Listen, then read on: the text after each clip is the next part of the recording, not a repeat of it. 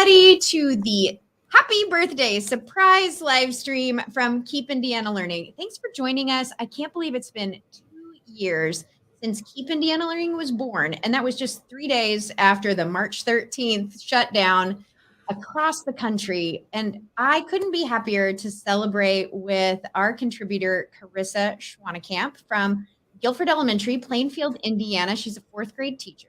I'm Lena Darnay from Keep Indiana Learning, and this is the first session of our surprise unexpected learning from the last 2 years live stream. Now, just keep in mind that pay close attention as Carissa is sharing about her unexpected learning in virtual field trips, and pull a takeaway and then retweet or share this session with in your social media networks. Away really great surprise party prizes. Hashtag KINL turns 2 and hashtag too good to miss. So turn your listening ears on, and Carissa, I'm ready to let you take it away. Perfect. Thank you so much. I am so passionate about this topic and so excited to talk to everyone today.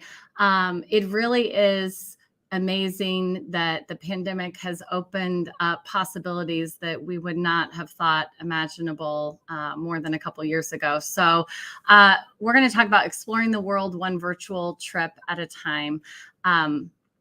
There's some information, contact information will be on the next screen as well. So if you scan the QR code, it does link all of my contact information. I really love to collaborate. I love to take ideas from other people. I love to share things that have worked in the classroom. And if you're like me, I would love to collaborate with you. I love to learn and I love to learn new things. And it's really important that we share with students that we don't have all the answers, right? We've come a long way from in 4th grade, we study, one-room schoolhouse days in 1892. And we talk then about the school marm and the pressure of the teacher to really have all the knowledge and to know everything. And of course, there were books as well. But, fast forward to 2022 and students can access anything at their fingertips, whether you're one-to-one or not. We have the technology in the classroom to open up that world to them. So it really takes the pressure off us. We don't have to have all of the answers.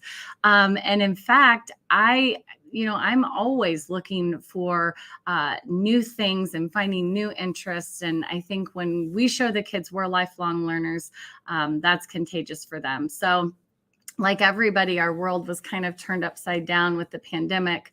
And it just really gave me a new perspective. We had to immediately turn around and figure out how learning looks when you can't be in a classroom with students. And so I took on this whole new perspective, and we had to get creative right away.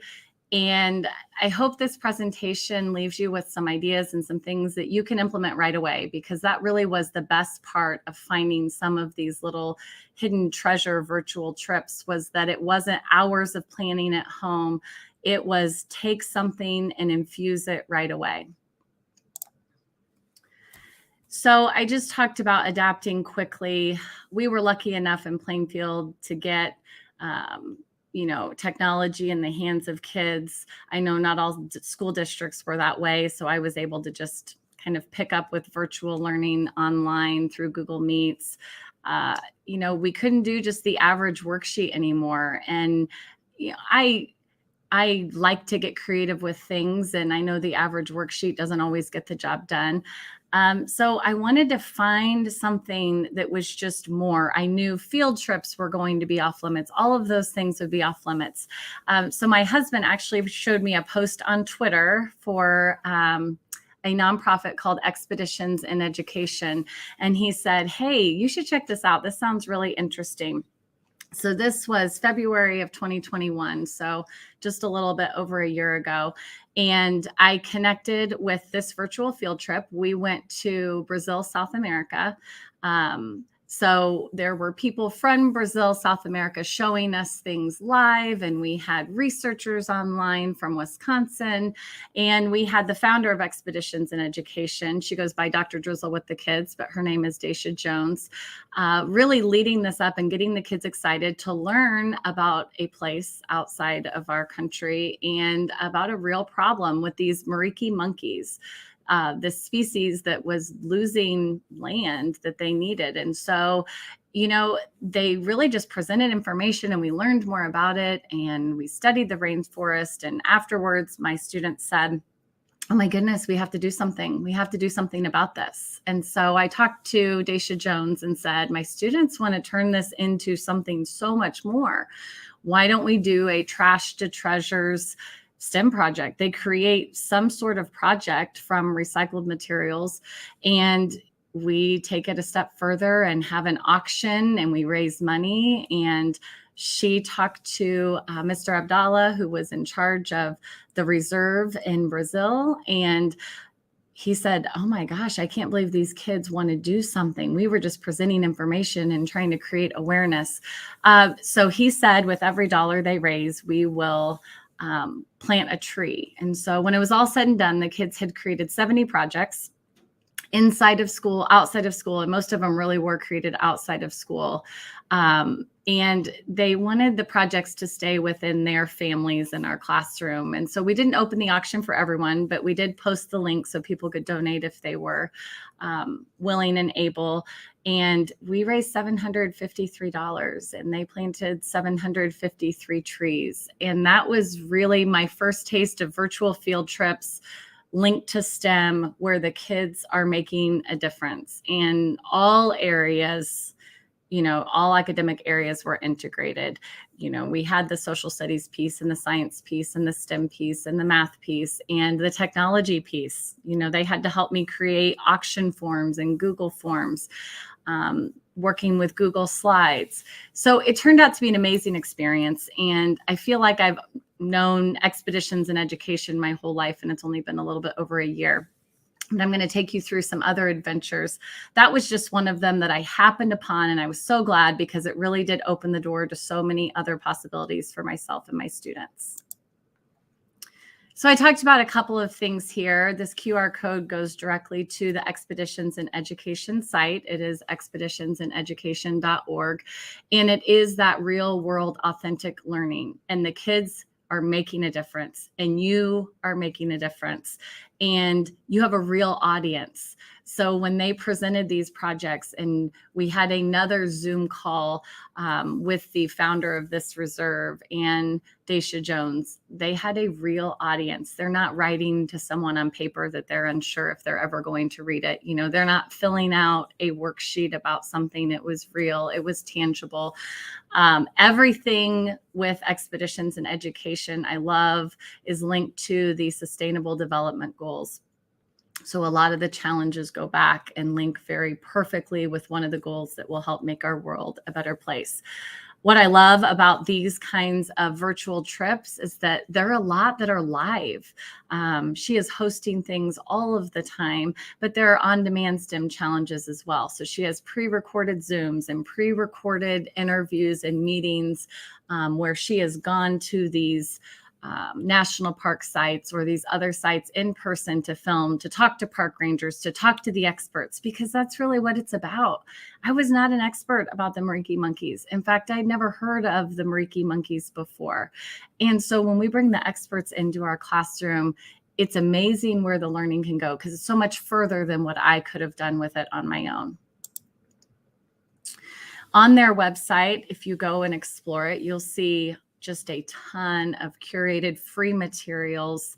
It really is learning for all. And when I've talked to teachers about this before, I hear a lot of concern. Well, how will this fit the standards? So if you kind of begin with the end in mind, what you want them to accomplish and take away, it is amazing how everything falls into place. You are hitting your literacy standards, you're hitting your science standards, and the history and the research that goes into it with social studies. And it's really all STEM related. There's so much technology embedded.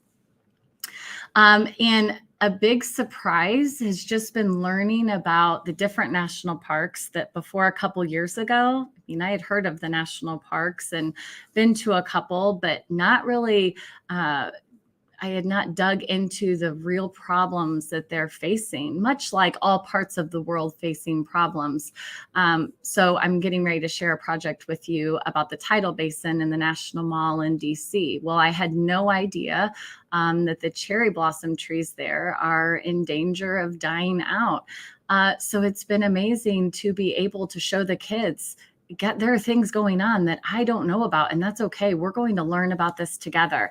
Another pleasant surprise has been the park ranger connections I have made. We have all of these park rangers now that are emailing me and calling me and sending messages, just being cheerleaders for our class and asking how our learning's going. I didn't know these people a couple years ago, but I reached out on my own and through Expeditions in Education to make these connections and ask if they would meet with my class. And now I have these friendships that I formed with these other experts that know so much about their area of expertise that they can share with me. So that has been such a pleasant surprise. Here is Daisha Jones' Twitter handle, and then obviously anything else you can find to contact her at the website. So let's talk for a second about the Tidal Basin Challenge. So I had mentioned that this was something that, I've been to DC before and I've seen the Tidal Basin, and I did not know that the cherry blossom trees are facing a real threat. So after we had our live virtual field trip with Park Ranger Jen at the National Mall, she challenged the kids to investigate more about what's going on with the cherry blossom trees and the Tidal Basin and see if they could construct a prototype that would help with the problem. That real engineers are working on this problem right now, and they could use the kids' input. So we started with the virtual field trip. I created a shared Google Slides project with the kids. We collaborate that way a lot in Google Classroom. And I posted this challenge, and I myself went and found as many research articles as I could online and posted those for the kids to check out. And here's such a great thing to point out to kids. It's a life skill, right? When we want to know about something as adults, we go online and we try to research or we find books, and we don't always read things cover to cover or page to page, but we skim and try to pull out the important information we're looking for. And so this was pages worth of research. But I talked to the kids, pull out the things that seem most important to your research and your design. I mean, they were able to tell me that of the original population of cherry blossom trees, only 4% remains, and that the flooding of the tidal basin twice a day on high tide is what's causing the cherry blossom trees to die, because there's just enough salt in the water that it's getting to the roots of the trees. And so they were tasked with coming up with a design that would help with this problem and help the real park rangers and engineers and education experts there. So I kind of talked through some of this stuff here, and I talked about how this is a whole curriculum integration, everything in one. So I didn't have to say this is social studies time, and I didn't have to say this is our science time. It's just this integration of everything. And it just really does turn out beautifully. These kids have a voice. They know people care to hear about their ideas, and they have a purpose behind what they're doing. And so here on this next slide, it'll show you just a sample of what the kids came up with. So I told you that I collaborate a lot with them on Google Slides. It can be tricky sometimes if someone accidentally deletes someone's slide. So, like all things, just you've got to teach the kids how to use it and be careful. But this was one of the slides. So the kids built their prototype. So you can see, they really wanted it to look like cherry blossom trees. And they wrote their description and how this was actually going to help. And their position was, why don't we relocate all of the trees? I mean, that would be a lot of work, but why don't we relocate them? If they're not working where they are now and we can't move the basin, why don't we relocate the trees? And so I got back in touch with my friend, Park Ranger Jen, and I said, hey, we have to take this a step further. These kids are so concerned and wrapped up in this and care so much. We got to have another meeting. But can we have another meeting on Zoom, and you invite the engineers that are actually working on this, and you find other educators in the national park, and you join us and any other park rangers, and give these kids a real audience, so that they can see really what happens in the real world when you start with an idea and a prototype and work through the design thinking process, and you have a chance to present to real people that want to hear your ideas and ask questions.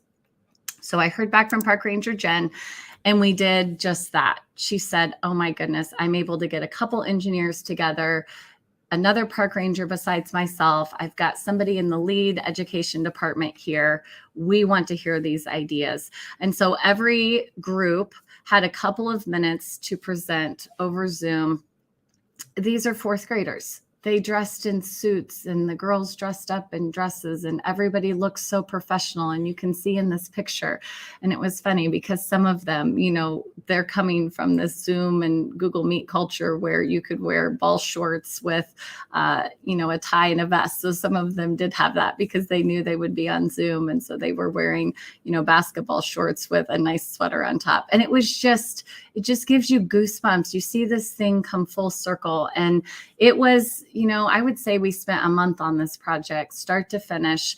They presented these, you know, engineers and these educators and park rangers were asking them questions and taking notes. And some of the engineers said, that's actually one of our ideas. We're actually thinking about, is it possible to relocate at least the trees that are in the most danger? Some were talking about, you know, trying to build a granite wall to keep the water back. All of the ideas were so much different, or so different from one another. And then as they shared with the park rangers and with the engineers, that, you know, their class had a chance to see all of their presentations and hear their ideas and give feedback. So this, to me, I could have never created this any other way besides just going on this virtual trip here and pulling in the experts. And now my kids are talking about, hey, I'm going to DC this summer. I can't wait to go and see for myself.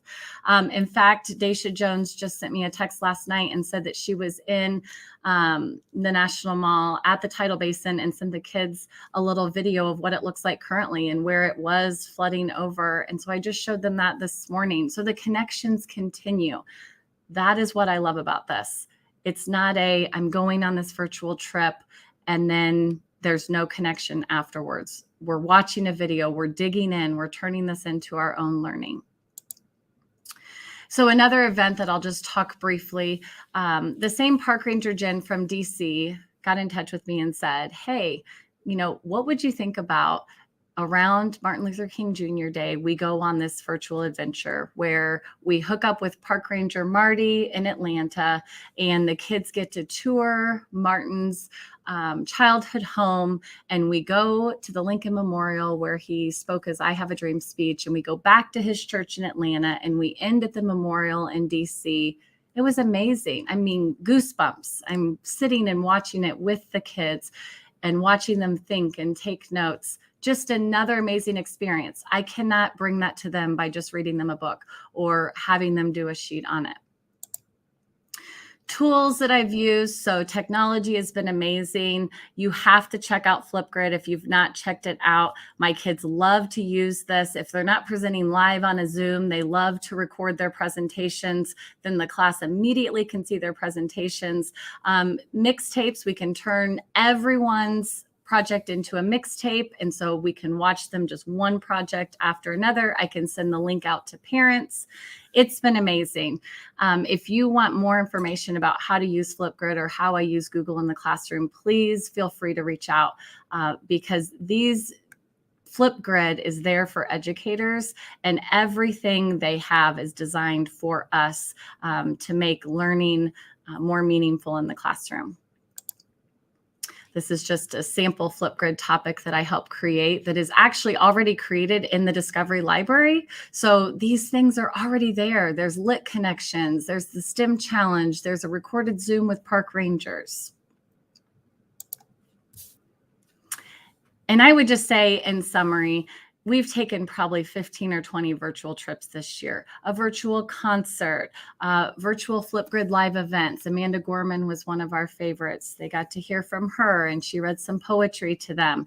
And like I said in the beginning, the pressure is off. We don't have to have all of the answers, and it's okay to seek out the experts and to bring this kind of learning into the classroom, because when you are excited to learn about new things, you know the kids are as well. And I'll leave you with this beautiful picture.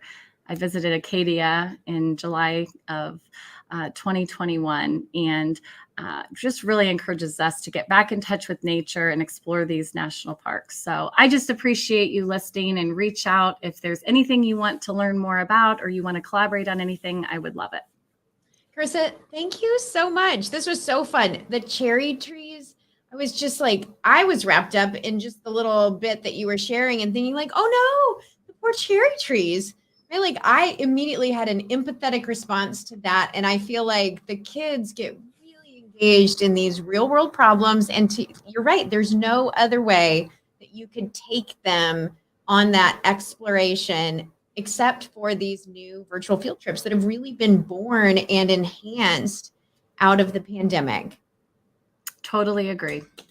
So thank you so much for being our first presenter on our Unexpected Learning. I'm guessing you're going to keep doing virtual field trips even long beyond the pandemic, as we have opened that door to the surprise that we didn't know we were going to learn. And I'm just thrilled to have you. Thank you. We hope to see much more of you on Keep Indiana Learning, sharing. Yes, I would love that. Thank you so much for having me.